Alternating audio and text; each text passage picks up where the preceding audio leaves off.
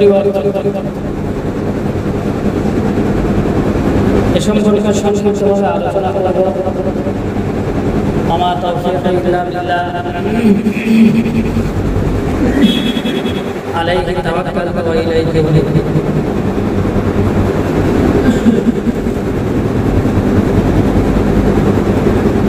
আল্লাহ তাআলা দুনিয়াতে আমাদের সব কিছু দিয়েছেন, সমস্ত রকম নিয়ামত দান করেছেন, যেগুলিকে আমরা ভক্ষণ করছি। যে নিয়ামতের কথা আমরা মুখে বর্ণনা করতে পারবো না, লিখে শেষ করতে পারবো না। এ সম্পর্কে কুরআন শরীফের সূরা লুকমানের মধ্যে আল্লাহ তাআলা বলেছেন, সম্ভবত কালকে কি তার আগের দিনে হাদিসটা পড়া হচ্ছিল, হাদিসের মধ্যে মুতাকাব হাদিসের মধ্যে রয়েছে, সমগ্র গাছের যত গাছ আছে সমস্ত গাছের ডাল যদি কলম বানানো হয়, আর যতগুলো সমুদ্র আছে এই সমুদ্র এবং এর থেকে 700 গুণ সমুদ্রকে যোগ করে যদি সমস্ত সমুদ্রের পানিকে কালি বানানো হয় আর আল্লাহ তাআলা গুণাবলী গুণাবলী লেখা হয়, তো একটা সময় কলমের কালি শেষ হয়ে যায়। আল্লাহ তাআলা আমাদের উপরে কত নিয়ামত দান করেছে, আল্লাহ তাআলার কত গুণাবলী।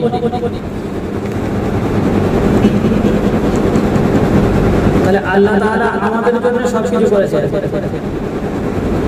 আর আমরা সেই আল্লাহ তাআলাকে ভুলে দুনিয়ার মোহে পড়ে দুনিয়াকে ব্যাপকভাবে প্রাধান্য দিয়ে দুনিয়াকে ভালোবেসে আল্লাহ তাআলাকে ভুলে গিয়ে দুনিয়ার জন্য ছুটছি। উলামায়ে কেরামরা তারা সমীক্ষা করছেন, বলছেন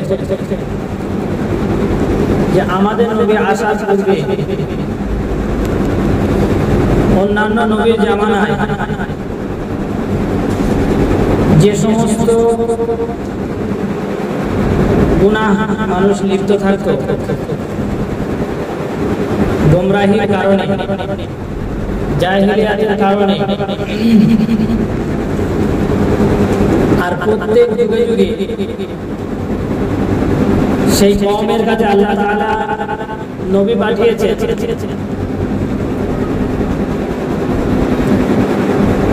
সেই কওমকে শুধরানোর জন্য।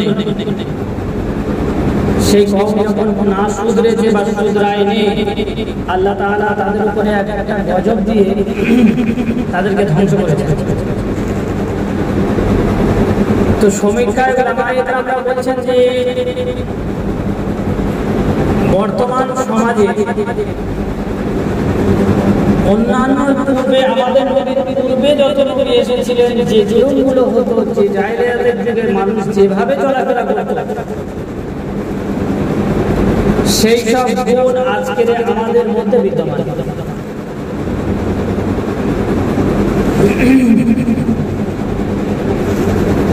জাহেলিয়াতের যুগে যেসব কাজ করত, অজ্ঞতার কারণে, মূর্খতার কারণে, দ্বীন না থাকার কারণে যে কাজগুলো মানুষ করত, নবী আসার পূর্বে, আমাদের নবী আসার পূর্বে যত নবী এসেছিলেন সেই সব নবীর জামানাতেও যে কাজগুলো তারা করে বেড়াতো, যে মানে গর্হিত কাজগুলো করে বেড়াতো, সেই কাজগুলো আমাদের মধ্যে আজকে বিদ্যমান।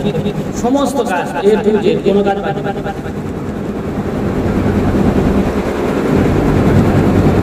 এটা একটা সমীক্ষা উলামায়ে কেরামরা করেছেন। আমি যদি চিন্তা করি, আমরা চিন্তা করি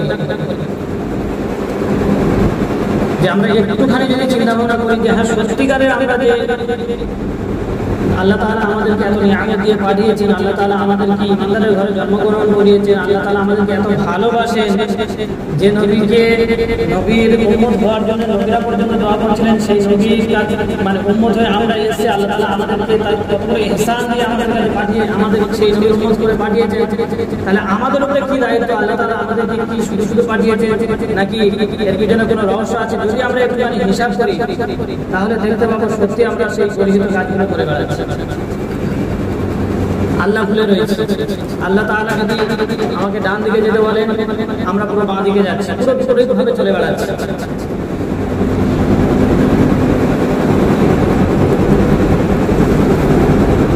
যদি মনে করেন, চিন্তা করেন যে আজকের যে আজানটা হয়েছে শুধুমাত্র এই গণনা লোকের জন্য আজান হয়েছে কি, নাকি মহল্লার সমস্ত মানুষের জন্য আজান হয়েছে? মহল্লার সমস্ত মানুষের জন্য আজান হয়েছে। মহল্লার সমস্ত মানুষের জন্য যদি আজান হয়ে থাকে, তাহলে সমস্ত মানুষ আজকে মসজিদে নেই কেন? আল্লাহ তাআলা থেকে দূরে কেন? আল্লাহর ঘর থেকে দূরে কেন? তো এই ছবিটার মধ্যে এটা বোঝা যাচ্ছে যে অন্যান্য জাহেলিয়াতের যুগে নবী আসার যুগে যেসব কাজগুলো হয়েছিল, সেই সব কাজগুলো আফসোসের বিষয় যে আমাদের নবীর জামানাতে হচ্ছে। তাহলে এই যে দিনে ধরা সমাজ, এই সমাজটাকে পরিবর্তন করতে গেলে কি করতে হবে বা কি করা প্রয়োজন?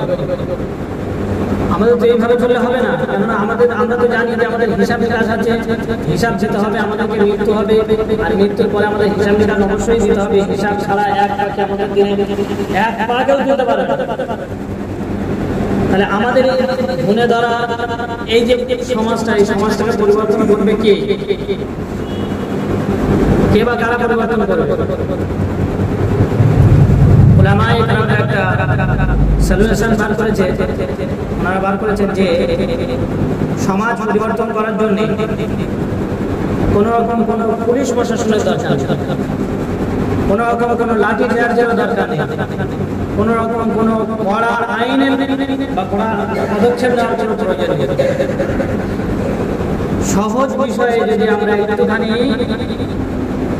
ধ্যান দিই, তাহলে সমাজ পরিবর্তন হবে। কিরকম? আজ থেকে নিয়ত করব আমি নিজে পরিবর্তন হব, আর আমি যখন পরিবর্তন হয়ে যাব, আমি নিয়ত করছি আমি পরিবর্তন হয়ে যাব, আমি নিয়ত করছি আমার ছেলে মেয়েদেরকে আমি পরিবর্তন করব, আমি নিয়ত করছি আমার আব্বাজান নিয়ত করছে যে আমি পরিবর্তন হয়ে যাব। সবাই যখন নিয়ত করবে যে আমি পরিবর্তন হয়ে যাব, আমি এতদিন রাস্তায় চলেছি, আল্লাহ ভুলে থেকেছি, আল্লাহর সাথে সম্পর্ক করিনি, আল্লাহর ঘরের সাথে সম্পর্ক রাখতে পারিনি, যেতে পারিনি, আমার আজান হচ্ছে, আমাদের জন্যই আজান হচ্ছে, কিন্তু আমরা যেতে পারছি না। আজ থেকে আমি পরিবর্তনের নিয়েতে একদম আল্লাহর রাস্তায় ফিরে আসি। এতটুকু পরিবর্তন যদি আমাদের মনের মধ্যে আসে, তাহলে সমাজ পরিবর্তন। আমি চুরি করবো না, আরেকজনের অধিকার করেছে আমি চুরি করবো না, আমার বন্ধু আরেকজন আছে সে বলছে আমি চুরি করবো না, তা সমাজ তো অটোমেটিকলি পরিবর্তন হবে। চোরের জন্য কোন রকম ধরে না, একজন মানুষ চুরি করেছে তার জন্য বিশাল ব্যবস্থা হবে না, কোনো কিছু করা যাবে না, না, আমি আগে পরিবর্তন হয়ে যাই, তারপরে সমাজ আস্তে আস্তে পরিবর্তন হবে। তাহলে উলামায়ে কেরাম সমীক্ষা করলেন যে অন্যান্য নবীর জামানায়, নবী আসার পূর্বে যেসব গুনার কাজ মানুষ অগ্রতার কারণে, মূর্খতার কারণে করেছে, আজকে আমাদের জামানায় সমস্ত কাজ আমাদের মধ্যে বিদ্যমান।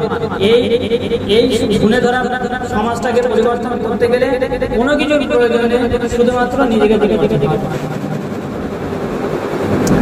আর পবিত্র কোরআন শরীফের মধ্যে যে আয়াতটা আমি পেশ করেছি, আল্লাহ তাআলা বলেন কোন জাতিকে আমি পরিবর্তন করতে পারবো যদি সেই জাতি পরিবর্তন হওয়ার জন্য অগ্রসর হয়, তবে তাকে আমি পরিবর্তন করব। মানে একা একা আগে থেকে আমি তাকে পরিবর্তন করব। এক কথায় আমি যদি হেদায়েতের রাস্তায় হাঁটি, আল্লাহ তাআলা আমাকে হেদায়েত দেবে, আর আমি যদি ঘরে বসে থাকি, আল্লাহ তাআলা আমাকে হেদায়েত দেবেন, তারপরে আমি হেদায়েত পেয়ে যাব, একবার পাঁচ ওয়াক্ত নামাজি হয়ে যাব, একবার বিশাল একদম বুজুর্গ হয়ে যাব। আল্লাহ তাআলা আমাকে যদি হেদায়েত দেন, তাহলে আমি হয়ে যাব। না, ওটা কখনো হয় না। হেদায়েত পেতে গেলে হেদায়েতের রাস্তায় আপনাকে হাঁটতে হবে, তবে আপনি হেদায়েত পাবেন, নচেত আপনি হেদায়েত পাবেন না। আপনার ঘরে জোর করবে আর আপনাকে বলবেন যে হ্যাঁ বিচারটা একদিন হবে, ও থাক যা হবে আমি দেখে নেবো, বিচারের দিনে পরে একদিন বিচারের সেই সময় দেখে নেবো, বিচার তো অবশ্যই হবে, আমি দেখে নেবো। এ কথা আপনি কখনো বলবেন? কেউ যদি আপনার শীতকালের সময় করে ঠেলে ফেলে দেয়, আপনি কি বলবেন? বলবেন যে আমার ঠেলে ফেলে দিয়েছি, বিচার একদিন হবে, আমি দেখে নেব। এই কথা কখনো আপনি বলবেন না যতক্ষণ পর্যন্ত আপনার বাহুতে বল থাকবে। সঙ্গে সঙ্গে হলেও তাকে আপনি কাদা ছুঁড়ে মারবেন, নাহলে পানি ছুঁড়ে দিয়ে তাকে প্রতিবাদ করবে। ঘরে চুরি করেছে, চোর করেছে, আপনি কখনো বসে দেখবেন না। আপনার শক্তি যদি বাহুতে থাকে, সঙ্গে সঙ্গে লাঠি সোটা নিয়ে চলে আসবেন, আপনি ছুটবেন। আপনি এখানে বলছেন আর নামাজের সময় মানে কোন দিনের কাজের সময় আল্লাহ তাআলা হেদায়েত দিলে আপনি তারপর হাঁটবেন। কেন হেদায়েতের রাস্তায় ফজরের সময় উঠে আপনি উঠে করে মসজিদে আসেন না? মসজিদে এসে বসুন, আল্লাহর কাছে হেদায়েত চান, তবে তো আল্লাহ হেদায়েত দেবে। আপনাকে তো উঠে করে আসতে হবে, তবে তো মসজিদে আসতে হবে, আল্লাহর কাছে আসতে হবে, আল্লাহর কাছে চাইতে হবে, তবে তো হেদায়েত দেবে। যেমন চোর পড়লে ঘরে বসে থাকলে হিসাবের কথা বলে তাহলে চোর সব টাকা করে নেবে, অনুরূপ ভাবে যদি আপনি ঘরে বসে বসে মনে করেন যে আল্লাহ তাআলা আমাকে হেদায়েত দেবেন, দিয়ে দিলে আপনি একদম বিশাল বড় নামাজ দিয়ে যাবেন, কখনো আপনি হেদায়েত পাবেন না যদি আপনি পরিবর্তন নিজে থেকে না হন। এ সম্পর্কে দুইটি ঘটনা শোনাবো। একটা হচ্ছে হাদিস শরীফ থেকে, সহিহ বুখারী শরীফের একটি হাদিস শোনাবো, আর আরেকটি ঘটনা শোনাবো প্রাচীনকালের একটি গল্প। যদিও গল্পটা শিক্ষণীয় গল্প, তাই এখানে আমি শোনাবো আপনাদের। প্রথমে হাদিসের ঘটনাটা শুনে নিই। সহিহ বুখারী শরীফের হাদিস, রাসূলুল্লাহ সাল্লাল্লাহু আলাইহি ওয়াসাল্লাম 6 হিজরিতে সাহাবাদেরকে নিয়ে উমরার উদ্দেশ্যে মক্কা শহরে রওনা হয়েছে। কোন কোন কিতাবে আছে যে 1400 সাহাবী, কোন কোন কিতাবে আছে 1500, কোন কোন কিতাবে আছে 1700, 1400 এর উপরে বেশি দেয়া আছে।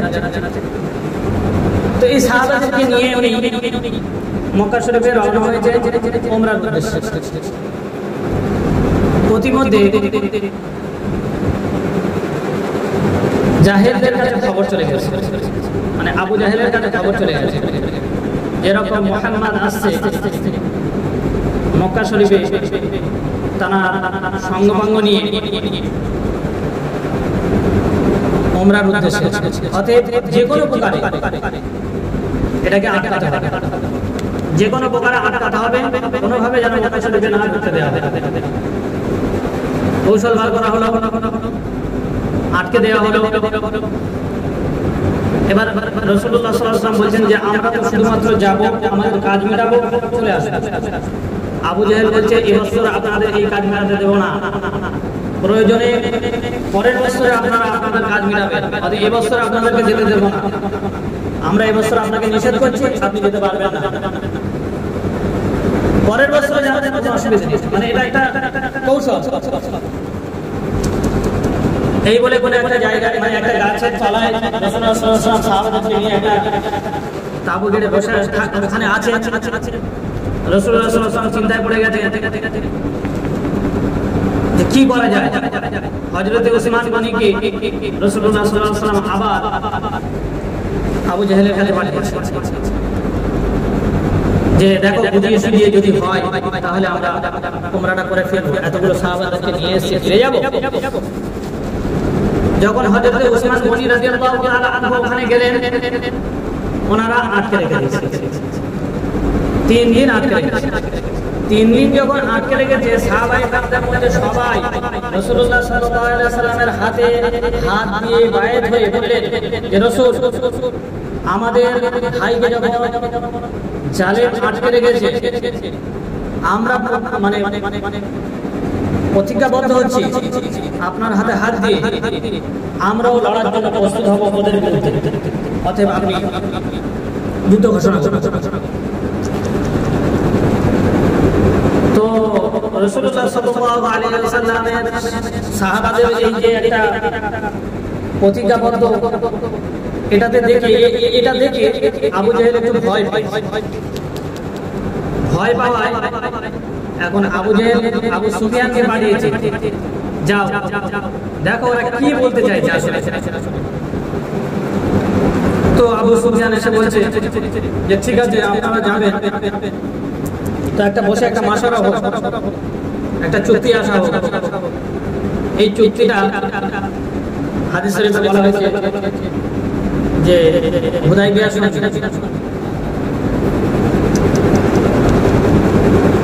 তো আবু সুফিয়ান এসে বলল যে ঠিক আছে, এক কাজ হোক, আপনারা এক কাজ করুন, একটা আমরা উভয় বসে একটা চুক্তি করা হোক, চুক্তি করে আপনাকে আমরা ছেড়ে দেব। কি চুক্তি হবে? না, চুক্তি হবে এই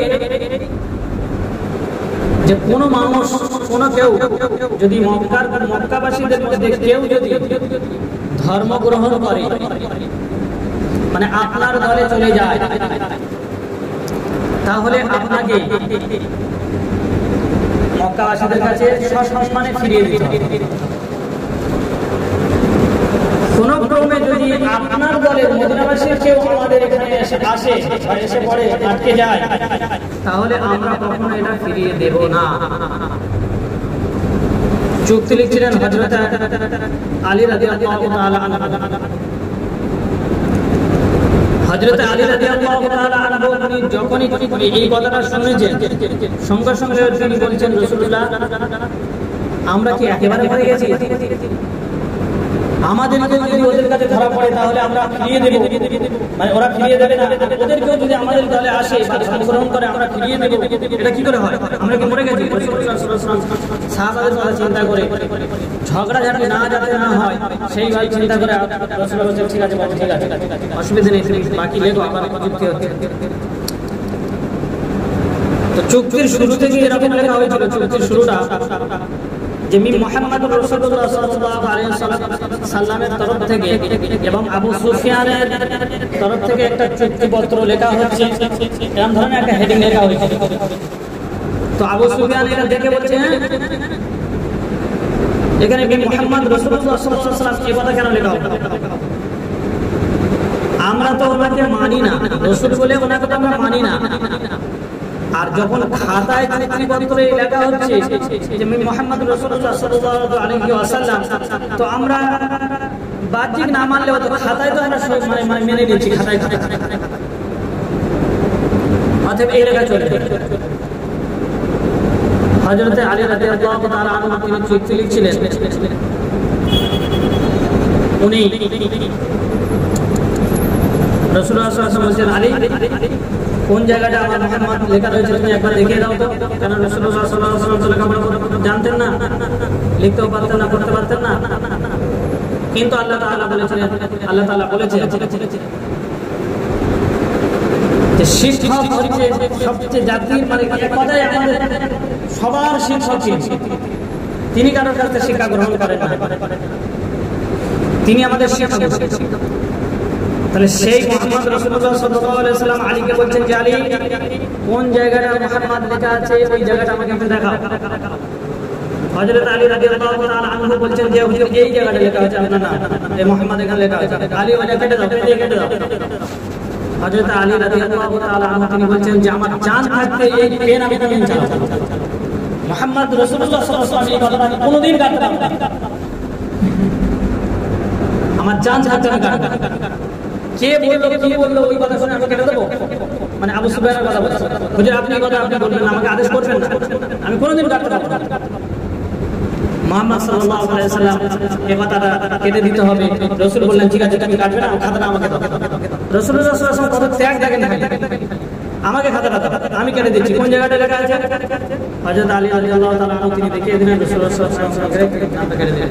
এবার বলো কিছু চুক্তি হচ্ছে 10 বছর কোনোভাবে কোনো যুদ্ধ হবে না।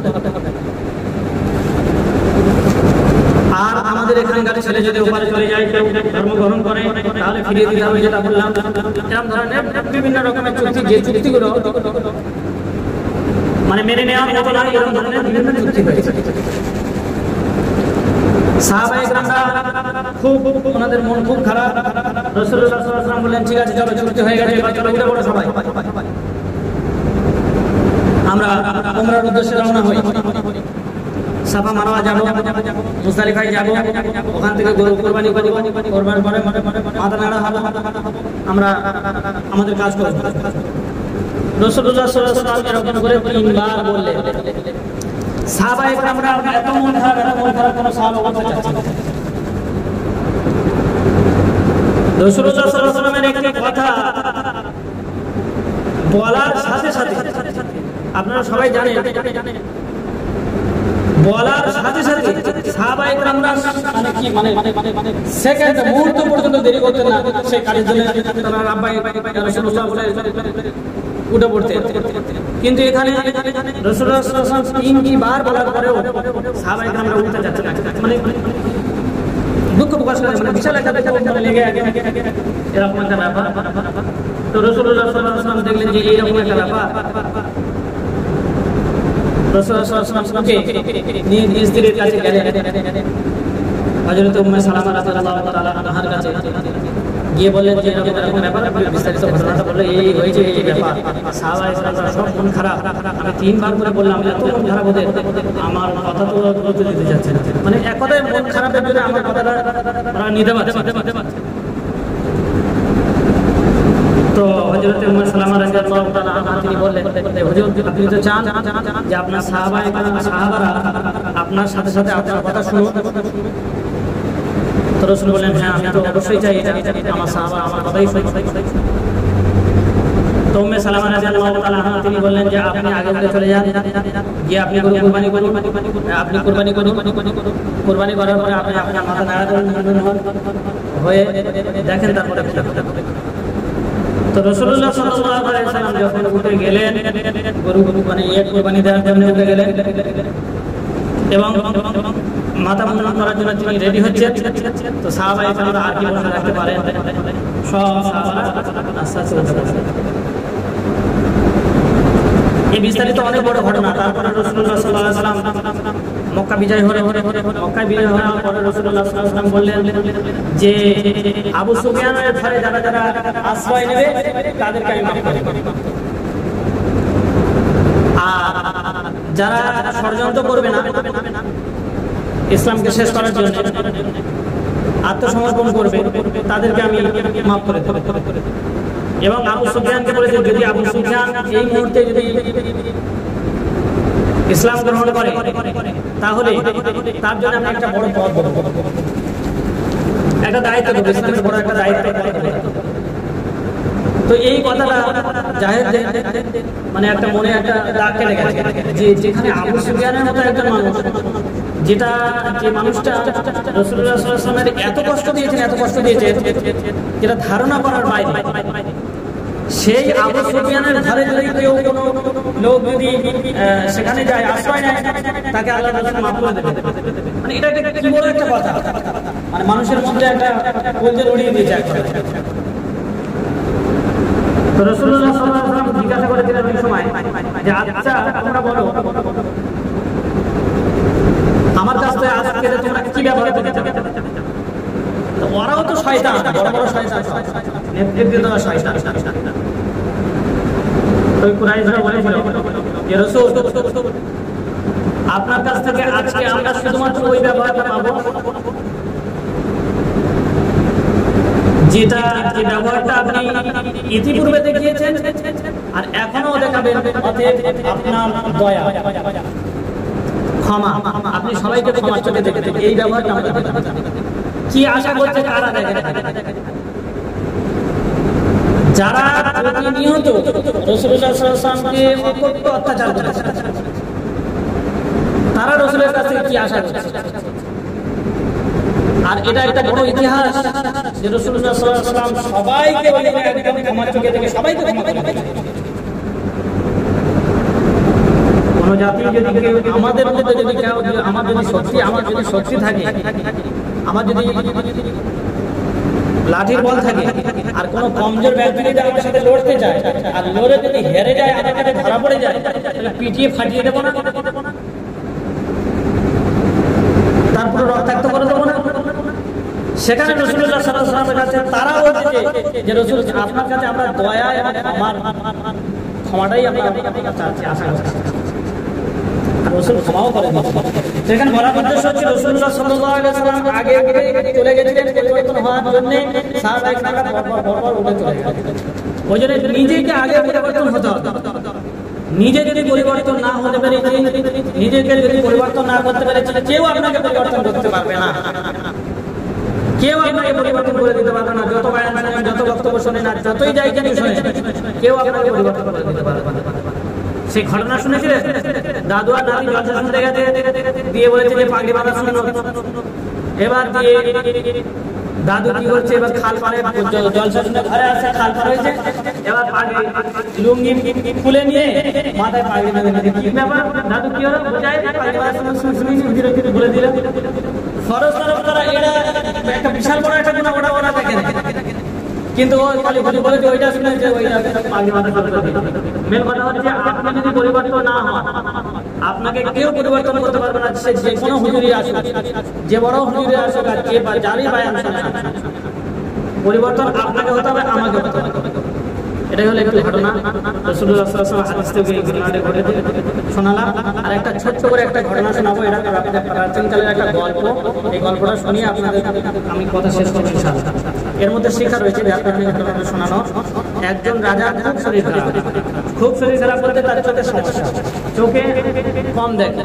তো সমস্ত রকম ডাক্তার বলতে সমস্ত কিছু দেখানোর পরে কোনোভাবে কিছু মানে পরিবর্তন আসেনি। কোন একজনের কাছ থেকে শুনেছে জঙ্গলের মধ্যে একজন ফকির বাবা বসে থাকে, সেই ফকিরের কাছে গেলে হয়তো আপনার চোখটা সেরে যেতে পারে। বিভিন্ন ভাবে চিকিৎসা ফওরান রাজা কি করছে, সমস্ত প্রজাদেরকে নিয়ে সেই ফকির বাবার কাছে চলে গেছে। যাওয়ার পরে ফকির বাবা বলছে যে আপনার যা পরিস্থিতি, আমি একবার সংক্ষিপ্তভাবে বলছি, আপনার যা পরিস্থিতি এ তো আপনার কোনোভাবে কিছু করা যাবে না। তো রাজা মশাই খুব রিকোয়েস্ট করলেন যে কোনো রকম কোনো পদ আপনি যদি বার করতে পারেন দেখেন না। তো উনি তখন কিছুক্ষণ চুপ করে থাকার পরে চিন্তা ভাবনা করে বললেন যে হ্যাঁ, একটা পদ পেয়েছি, সেটা হচ্ছে যে আপনাকে আপনার চোখে লাল রং ছাড়া অন্য কোনো রং দেখা যাবে না, তাহলে আপনার চোখে পরিবর্তন আসতে পারে, নয়তো আপনার চোখের কোনো পরিবর্তন আসবে না। তো উনি বললেন ঠিক আছে, যদি তাই হয়ে থাকে আপনাকে আমি পুরস্কৃত করব বলে বাড়ি ফিরে এলে। বাড়ি ফিরে আসার পরে সমস্ত রাজার যত রকমের ওনার প্রজারা ছিল, আরো যত সাঙ্গপাঙ্গ ছিল, সমস্ত সবাইকে পুরো লাল রঙের পোশাক কিনে দিলেন। রাজদরবার সমস্ত জায়গায় লাল রং করে দিলেন। উনি কোনো জায়গায় সফর করলেন, দুই সাইড থেকে এরকম ভাবে লাল কাপড় মেরে দেওয়া হয় এবং তলায় লাল কার্পেট বিছিয়ে দেওয়া হয়। মানে এক কথায় বহুত মেহনত করতে হয়। তো এইরকম পরিস্থিতিতে কয়েক মাস পর দেখছি রাজার চোখের একটু পরিবর্তন আসছে, মানে একটু দেখতে পাচ্ছে ভালো দিক। এই পরিস্থিতিতে তখন ওনার স্মরণ হয়েছে সেই ফকির বাবার কথা। তো রাজাকে বললেন যে যাও সেই ফকির বাবাকে নিয়ে এসো, আমি তাকে পুরস্কৃত করব। ফকির বাবার কাছে গেল, ফকির বাবাকে নিয়ে আসা হচ্ছে। ফকির বাবাকে বলছেন যে রাজা মশাই আপনাকে ডেকে ফকির বাবা এসে আসার পরে যখন মানে গেটে ঢোকা হবে, ঢুকবে, সেই সময় রাজার সাংবাদিকরা ওরা কি করেছে, লাল রং মাখিয়ে মানে বাতিতে রেডি করে রেখেছে। তো ফকির বাবা যখন ঢুকেছে গোটা মাথায় থেকে ঢেলে রং লাল করে দিয়েছে। তো উনি বলছে কি ব্যাপারে এরকম করছে কেন? তো বললো যে আপনার হয়তো মনে নেই, রাজামশাই কয়েক মাস পূর্বে আপনার সঙ্গে সাক্ষাৎ করতে গিয়েছিলেন, আপনি বলেছেন, যার কারণে আপনার তো বেশ সাদা, যার কারণে আমরা গায়ে আপনার রং করে দিলাম, যাতে করে রাজামশাই এই লাল রং ছাড়া অন্য কোনো বিকল্প রং না দেখতে পান, সেই জন্য আপনি বললেন। তো এই অদ্ভুত ব্যাপার দেখার পরে রাজার কাছে গেলেন। রাজামশাই খুব খুশি যে আপনাকে পুরস্কৃত করবো, আপনি আমাকে চিন্তা করেছেন। হ্যাঁ, ইনি বললেন যে হ্যাঁ, আমি তো বুঝতে পারছি আমার বাইরের সাথে পরিচয় হয়েছে, যাই হোক মোটামুটি এরকম একটা ব্যাপার। তো রাজামশাই আপনার আমি লাল রং দেখতে বলেছি, বলে হ্যাঁ হ্যাঁ। বলছে আপনি গোটা রাজ্যকে লাল করে দিয়েছেন, যেখানে যান সেখানে আবার কার্পেট বিছিয়ে দুই সাইডে লাল পর্দা মেরে সবাইকে লাল ড্রেস করে। হ্যাঁ, আমি এগুলো করি। তো তখন ফকির বাবা একটি কথা বলেছিলেন, যেটা খুবই গুরুত্বপূর্ণ কথা। উনি বলেছিলেন যে রাজামশাই, আমি আপনাকে এই কথা বলেছিলাম ঠিকই, কিন্তু যদি আপনার সেই সময়কার সময় যদি আপনার 2 পয়সা খরচ করে একটা লাল চশমা যদি আপনি কিনে নিতেন, 2 পয়সা খরচ করে যদি আপনি লাল রঙের চশমা একটা কিনে নিতেন, তাহলে আপনাকে এত টাকা রাজ্যের এত টাকা খরচা করতে হতো। এত টাকা খরচা করে সবাইকে পরিবর্তন করতে হতো না। যদি আপনি নিজে একটা লাল রঙের 2 পয়সা দিয়ে একটা চশমা কিনে নিতেন, যদি আপনি পরিবর্তন হতেন তাহলে সারা পৃথিবীটাকে পরিবর্তন করতে হতো না, এত টাকাও খরচা করতে হতো। তো সেই জন্য আমরা যদি কোনো রকম আমাদের সামনে যদি কোনো কিছু এসে যায়, তখন আমি একটা বিশাল বড় বিচার, আমি আর আমার ভিতরে কি হয়েছে আমি আর দেখতে পাই না, আমার দোষটা দেখতে পাই না, সামনে কি আছে তাদের দেখতে পাই। ওই জন্য আমরা সবসময় নিজেদের দোষ দেখবো, নিজেদের আল্লাহ সারাদিন আমি আল্লাহ তাআলার সাথে কতটা সম্পর্ক রাখতে পারলাম, আমি আল্লাহ তাআলার কাছে মুজরিম, আমি গুনাহগার, এগুলো দেখতে হবে সবসময়ের জন্য। যেন মানুষকে দেখাচ্ছে না ওই মানে নামাজ পড়ে না, হ্যাঁ আমি নামাজ পড়ে আসছি, আমরা তো এই তো নামাজ পড়ছি, নামাজ পড়ে না, ওর থেকে আমি অনেক ভালো, এই ধরনের চিন্তা ভাবনা নয়। আমি নিজে আগে পরিবর্তন হই, নিজেকে মুজরিম মনে করি, গুনাহগার মনে করি, এরকম করলে তবে সমাজটা পরিবর্তন হবে। অতএব এক কথায় আমি যদি পরিবর্তন হয় সমাজ পরিবর্তন হবে। আল্লাহ তাআলা আমাদের সবাইকে পরিবর্তন হওয়ার তৌফিক এনায়েত করে দিন। আমার তাওফীক ইল্লা বিল্লাহ আলাইহি তাওয়াক্কালতু ওয়া ইলাইহি উনীব। আর প্রত্যেককে সুন্নাত পড়ে